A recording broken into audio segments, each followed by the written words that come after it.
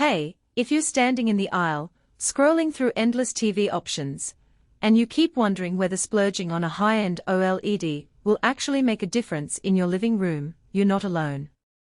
I get it, there's a lot of hype, a lot of tech jargon, and a lot of risk of dropping a few $100s on something that ends up being a pretty nice picture, but still doesn't fit your everyday habits. I've spent a good chunk of this week comparing the latest LG 65-inch OLED evo G4 against a few other premium panels, reading through owner forums, and watching a lot of real-world footage. If you want to check the product details on Amazon, the link is in the description. First off, let's talk about the core of what makes an OLED different from a conventional LED. The self-lit pixels mean each little dot on the screen can turn completely off, which gives you those deep, inky blacks that look almost photographic. When you pair that with the new Brightness Booster Max, the picture stays punchy even in a well-lit room. In practice, that means you can binge Netflix in a dark bedroom and still see the same vibrancy when you pull the curtains open for a sunny weekend movie marathon. The G4's one-wall design also makes it look less like a bulky TV, and more like a piece of modern art. You can mount it flush against the wall without the usual thick bezel, which matters if you're trying to keep a clean aesthetic in a minimalist living room.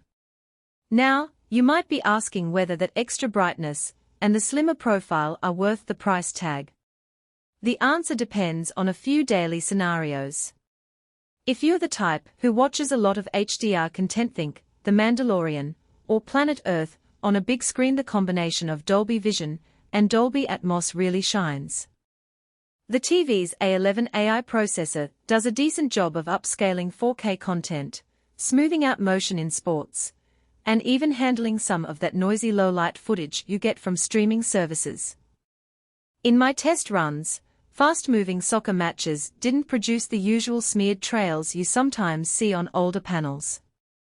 The AI also learns the lighting conditions in your room, so over a week it subtly adjusts the picture to keep it consistent without you having to dig into menus. On the flip side, if your usage is mostly casual, like checking the news, scrolling social media, or watching standard definition reruns, you probably won't feel the full benefit of the OLED's pixel-level control. The TV still looks great, but the extra punch in brightness and the AI-driven picture tweaks are most noticeable when the source material is high quality to begin with. For those folks, a more modest LCD could satisfy the need without the premium price. Let's walk through a typical day in a household that actually owns a G4. Morning comes, and the family gathers around for the news. The built-in Alexa voice control takes care of turning the TV on and switching to the preferred news channel without a remote in hand. Just Alexa, open CNN. No need to fumble with a remote when you're half asleep. Midday, the teenage sibling plugs a gaming console into the HDMI 2.1 port.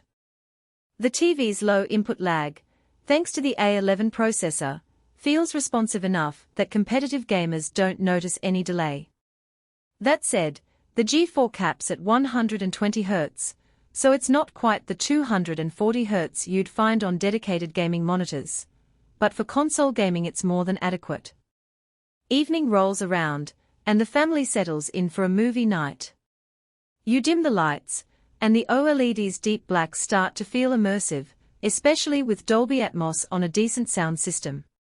The picture actually stays bright enough that you don't have to constantly raise the TV's volume, because you can see more detail in the dark scenes. If you're the type who prefers to keep the TV turned off while you're not watching TV, say, for those who try to limit screen time, for kids the smart home integration can schedule the TV to power down automatically at a set time, which is a nice habit-forming feature. What about the hidden trade-offs? OLED panels, by nature, have a risk of burn-in if you leave static elements on the screen for prolonged periods. LG includes a pixel shift function that nudges the image slightly every few minutes, and the G4's screensaver does a decent job of breaking up static logos.